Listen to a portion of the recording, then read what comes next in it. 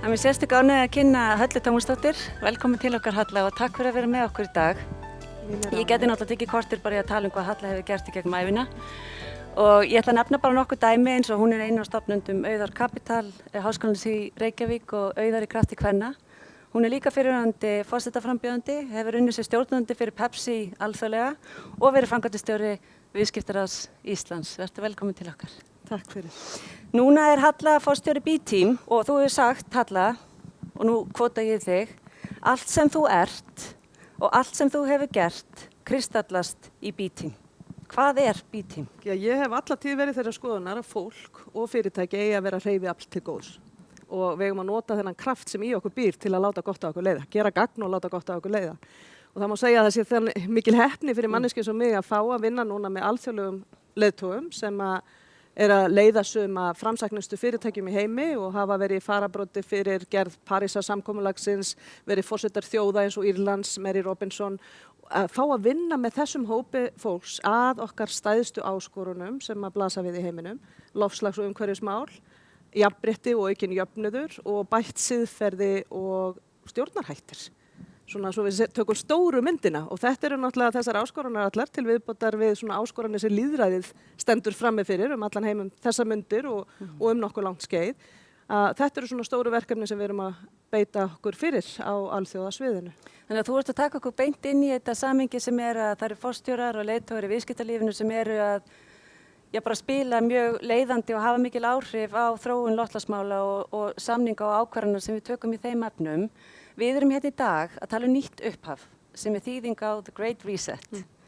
Að núna stöndum við á tímamótum, það blasir við okkur einstakt tækifæri til að endurræsa kerfin okkar í ljósi hremminga sem við höfum öll farið í gegnum á síðasta ári og munum halda áfram örugglega þessu ári og næstu. Mér langar svo að spyrja þig, hvað þýðir nýtt upphaf fyrir Ísland og hvar liggja kannski möguleikar fyrirtækja á Íslandi, sem eru jú flest lítil og meðalstór, í þessu svona, bara óvissu tímabili og nýja upphafi. Hvar væru okkar svona sóknarfæri? Já, ég held að Ísland stendur betur en flestar þjóðir hvað varðar að nýta það tækifæri sem er framundan í þeirri miklu umbreytingu sem er eiga sér stað. Sumir myndu kalla þetta 4. iðnbyltinguna, við kallum þetta stundum 5. iðnbyltinguna eða samfélagsbyltinguna vegna þess að það er alveg ljóst. Búið að vera það lengi, B-Team var búið til fyrir 7 árum. Síðustu 2 ár hefur verið að eiga sér stað mjög svona virkvakning í ábyrgð fyrirtækja. En ég myndi segja árið 2020 markar algjör tímamót í sögu heimsins að við getum ekki haldið áfram að stunda viðskipti eins og við höfum verið að gera eða reka hagkerfið eins og við höfum verið að gera. Og mér langar fyrst bara að tala um 3 svona stórar breytur sem þurfa að eiga sér stað og svo tala um hvernig við á Íslandi getum nýtt okkur þetta. Í fyrsta lagi þá verðum við að skilja skammtíma hugsununa eftir. Áskorunina sem við stöndum frammi fyrir eru svo stórar og þær eru til langs tíma. Hvað er skammtíma hugsun? Já, skammtíma hugsun er til dæmis ársfjórðungsuppgjör og að horfa bara á fjárhagslega mælikvarða. Þá ertu ekki að horfa á þá staðreynd að við erum kannski að taka út fjárhagslegan hagnað í okkar líftíma eða jafnvel á okkar ársfjórðungi á kostnað þess hvaða áskoranir blasa við börnunum okkar.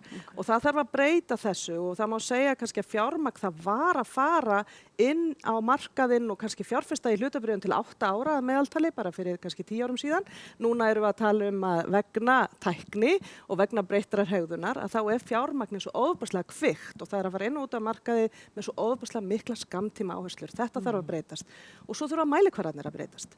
Við verðum að fara að axla þá ábyrgð að hvernig við stundum viðskipti og hvernig við rekum hagkerfið hefur áhrif á vistkerfið, umhverfið, loftslagsmálin, samfélagssáttina, traustið sem ríkir í heiminum sem er núna þessa myndir afskaplega lágt. Þannig að það þarf nýja mælikvarða og svo kannski síðast en ekki síst það þarf bara viðhorfsbreytingu. Það þarf uppfærslu á viðhorfunum sem að einkenna hvernig við hugsum hlutverk fyrirtækja.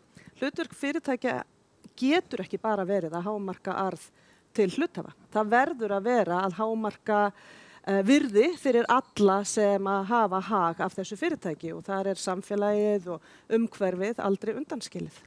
En þetta er nefnilega rosalega mikilvægur punktur sem þú ert að segja og við tölum um það verður að fara að breytast og það verður að fara að breytast en fyrir þá sem eru bara fullir efasemdar, þú veist, þetta er frábær hugsjón, meiri að mynda heiminum. Muni þetta skila okkur einhverjum arði, þú veist, erum við ekki bara að fara í einhverja lága innkomi í framtíðinni eða kostar að menga, er það í alvörunni satt að muni kosta að menga? En það engin spurning að við erum komin langt umfram það sem að náttúran styður við í því hvernig við stundum viðskiptum allan heim.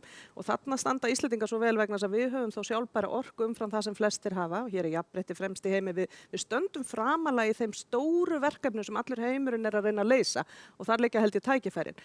Arður í þessu? Já. Ég ætla að nefna bara nokkur dæmi frá B-fyrirtækjum sem að ég að vinna með núna.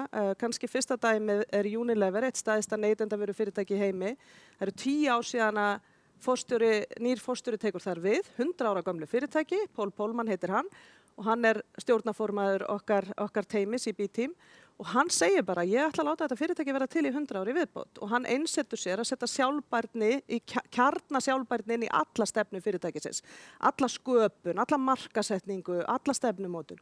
Og það sem gerist á 10 árum þegar hann leiðir þetta fyrirtæki, að ekki bara verður þetta vinsalasti vinnustæður í heimi, aftur og aftur, heldur skilar hann 300% ávöxtun til sinna hluthafa. Þetta ekkert val annarkvort arðsemi eða gera vel. Þetta bara val að þú getur í rauninni ekki skilað arði til lengri tíma litið, ef þú setur langtíma gleraugun á, nema þú stundir viðskipti með þessum hætti því að það að eiga sér stað svo ótrúlega mikil umskipti í viðhorfum nýrra kynslóða af starfsmönnum, viðskiptavinnum, hluthöfum og svo mætti lengi áfram telja. Svo má fara 10 ár, þetta gerist fyrir árið 2009, svo erum við hérna árið 2020 í miðjum heimsfaraldri og þá ákveður annað B-fyrirtæki, Danone, stærsti jógurtframleiðandi í heimi, að breyta fyrirtækjaforminu sínu, vill verða raunverulega setin í samþykktir sínar að þetta fyrirtæki sé ábyrgt gagnvart umhverfi, samfélagi og betri stjórnarháttum. Og það ákveður þetta stóra fyrirtæki, matvælafyrirtæki, að breyta fyrirtækjaforminu sínu en átt að segja á því að það ekki lagasetning í Frakklandi þar sem þú getur breytt samþykktum þínum og orðið svo kallað mission fyrirtæki eða fyrirtæki sem með eitthvað tilgang umfram fjárhagslega arðsemi. Þannig að þá fer forstjóri þess fyrirtækis og berst fyrir lagabreytingu, hún fer hratt í gegn og fyrirtæki fer inn á hluthafafund og fær stuðning 99% af sínum hluthöfum við að breyta fyrirtækjaforminu í þessa átt. Þannig að ég held sko að við séum komin miklu lengra og þetta sé að gerast miklu hraðara heldur en flest fyrirtæki hér, til dæmis, á Íslandi átta sig á. En aðgangur af fjármagni, ódýrara fjármagn hluti af því sem að þú stendur frammi fyrir ef þú axlar þessa svona stærri sýn og stærri ábyrgð, aðgangur af betri hæfileikum, aðgangur af viðskiptavinum, möguleikar til að selja fyrirtæki, einn frægasta sagan sem oft sögð frá Ben & Jerry's ísfyrirtækinu, ég veit að flestir Íslendingar elska þannig ís, ég veit að mitt heimili gerir það, en það eitt af svona fyrstu fyrirtækjunum sem stofnað sem B-fyrirtæki, sem í rauninni stofnað í kringum þessa stærri sín á hvernig þú mælir árangur. Og þetta eitt af fyrstu fyrirtækjunum sem að Unilever kaupir á mjög háum margföldurum þegar að það fer í sína vegferð að verða sjálfbærara. Þannig að lítil fyrirtæki, meðalstór fyrirtæki, ef þú vilt auka aðgengið þitt að mögulegum fjárfestum, ef þú vilt fá ódýrara fjármagn, ef þú vilt ná í besta fólkið, ef þú vilt auka söluna þína hraðar en aðrir, að þá þarftu að hugsa með þessum hætti ef þú ætlar að lifa af þessa miklu umbreytingu sem að stendur framundan. Frábært, þetta eru frábært dæmi og ég alveg svona að partí í haustum á mér með spurningum og við þurfum svolítið að vanda okkur með þennan tíma sem við höfum tvær saman hér og svo verður panelumræður hérna eftir þar sem við getum rætt til dæmis þetta dæmi með Danone og í rauninni samstarf ríkis og einkageirans í því tilfelli. En mér langaði að spyrja það því að yfirskrift erindis þíns í dag hvert þitt hlutverk í nýju upphafi? Og bara þeir sem að hlusta, það mörg hundruð manns bara þegar búin að skrá sig bæði, þú veist bara búsettir hérna heima á erlendis og svona og við tölum leiðtogan og leiðtogi svona orði, ég veit ekki alveg hvernig fólki líður inn í þessu orði þegar við hugsaum það sem bara klæðnað á íslensku. Kallar maður sér leiðtoga eða einhver annar sem kallar mann leiðtoga eða þú veist hérna hvert mitt hlutverk og getum við öll verið leiðtogar? Hver svona þín pæling? Já, ég held að það séu mjög merkilegi hlutir í rauninni að gerast hvað varðar hugmyndir hvaðan forista kemur í málum sem skipta okkur máli. Og ég held að hugmyndirnar, svona gömlu hugmyndirnar voru að þú ert einungis leiðtogi eða með einhver völd til að hafa áhrif ef að þú ert í formlegri stöðu til þess. Það held ég að hafi gjörbreyst og við sjáum svo mörg dæmi það og forista getur komið úr öllum áttum núna og ekki síst að koma frá næstu kynslóðum af starfsfólki sem að fá stórfyrirtæki eins og Amazon og Google til að breyta sínum venjum bæði umhverfismálum og til dæmis hvað varðar jafnrétti og ýmislegt annað. Og þannig að sko það að vera leiðtogi held ég eitthvað sem okkur er öllum gefið. Það er mín skoðun að það er leiðtogi innra með hverju og einu okkar. Og stærsta verkefni í lífinu er að leysa þennan leiðtoga og læðingi í þjónustu við eitthvað sem er stærra og merkilegra og meira heldur en okkar eigið ego eða okkar eigin ávinningur. Og það er okkur öllum gefið, en spurningin er síðan hvernig ætlum við að nýta rödd okkar, hvernig ætlum við að nýta veskið okkar, hvernig ætlum við að beina fjárfestingunum okkar í lífeyrissjóðunum okkar. Við höfum öll alveg brjálæðislega mikið meiri áhrif en við áttum okkur á í að móta þá framtíð sem við viljum. Og ég þekki ekki einn einasta leiðtoga sem ég sest niður með, hvort sem hann er í formlegri stöðu eða ekki, sem hefur ekki orðið fyrir miklum áhrifum að því að tala við börnin sín síðustu misseri.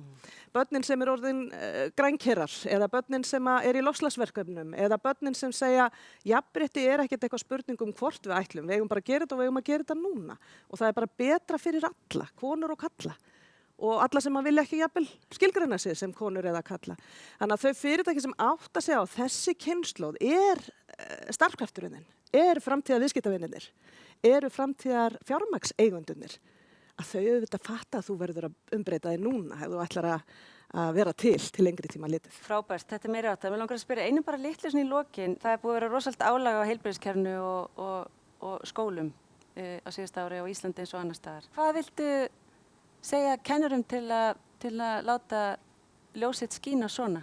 Ég held kannski svona það sem við lærðum árið 2020, ef við vissum það ekki áður, að fólki sem kennir börnunum okkar alveg ótrúlega mikilvægt og ég held að það er svo margt hægt að tala um þarna en ég vona að þetta hafi verið árið sem við áttum okkur á að kennsla og umhyggjustörf og heilbrigðisstörf skipta allavega jafn miklu máli ef ekki meira máli heldur en að hugsa um peninga eða hugsa um verðmætasköpun. Við höfum einhvern veginn verið með röng viðmið og þurfum uppfærslu og viðmiðum í samfélaginu hvað þetta varðar. En kennarar geta ekki lengur kennt einhverja þekkingu sem er absolút. En það sem hægt að innræta með börnunum okkar gildismat og karakter og við þurfum að þróa með okkur hugrekki, við þurfum að þróa með okkur auðmýkt, seiglu. Við þurfum úthald því að við þurfum þessa langtíma hugsun, það þarf úthald ekki endilega alltaf styrkleiki Íslendinga og við þurfum svona svolítið að kenna börnunum okkar leiðtogahæfni en við þurfum líka að breyta því hvernig við kennum viðskipti. Viðskiptaháskólar heimsins ennþá að kenna viðskiptamódel sem líklega orðin úreld fyrir næstu svona umbreytingu sem eiga sér stað. Við erum ennþá að kenna fjármál bara þannig að við mælum fjárhagslega arðsemi. Við erum ekki í rauninni með kennslubækur einu sinni og þannig að það mætti skoða það og ætti að skoða það að innveikla heimsmarkmiðin, að fara að horfa á þessa nýju mælikvarða sem hluta að kennslu og fara að horfa á það að við ölum af okkur næstu kynslóð leiðtoga sem hafa hugrekki til að storka viðteknum venjum en auðmýktina til að átta sig á því að ekkert eitt okkar leiðir þessa umbreytingu en saman getum við náð ótrúlegum árangri og Ísland getur algjörlega verið einn þessara þjóða og jafnvel sú þjóð sem sýnir hvað hraðast, hvað hægt þegar að samstaða og samtakamáttur og stór sýn fær að ráða för. Frábært. Mér finnst líka bara eins og svolítið bara að tala við okkur all, hvar sem við erum. Þú veist, að draga þetta fram í sjálfum okkur og öðrum sem við erum að vinna með og í þjónustu fyrir. Ég hitti mikið af ungu fólki allan heim og fólk segir gjarnan, mér langar svo að starfa við að breyta heiminum eins og þú gerir. Og ég held að mér hef alltaf langað að starfa við að breyta heiminum eins og heppin að loksins gæti gert það eftir 50. Alveg fyllilega. Ég er búin að vera alltaf á leiðinni þangað en alveg fyllilega. Og ég segi þá alltaf við fólk og ég segi við hvern sem að hlusta. Ef að þú vilt breyta heiminum, byrjaði á þínum innra heimi. Þetta byrjar heima hjá þér, hvað ert þú að gera og hvernig ert þú að hugsa um hlutina, hver eru þín viðhorf, hvernig ert þú að beita þinni rödd, þínu atkvæði, þinni neyslu í þá átt að tilverði það samfélag sem að þú getur hugsað þér stoltur eða stolt að skilja eftir fyrir þín börn og þín barnabörn. Takk fyrir þetta, Halla Tómasdóttir, forstjóri B-Team. Við ætlum núna að vinda okkur í næsta dagskrálið. Við ætlum að heyra erindi sem ber yfirskriftina Hvað felst í nýju upphafi með Nicole Schwab. Nicole Schwab hefur starfað á vettvangi Alþjóða efnahagsráðsins eða World Economic Forum í fjöldamörg ár. Hún fer fyrir verkefninu viðskiptalausnir sem styðja við náttúruna hjá Alþjóða efnahagsráðinu. Meðal verkefna þar 1 milljarður trjáa. Þið getið kynnt ykkur það verkefni á síðunni 1, tölustafurinn 1, t.org.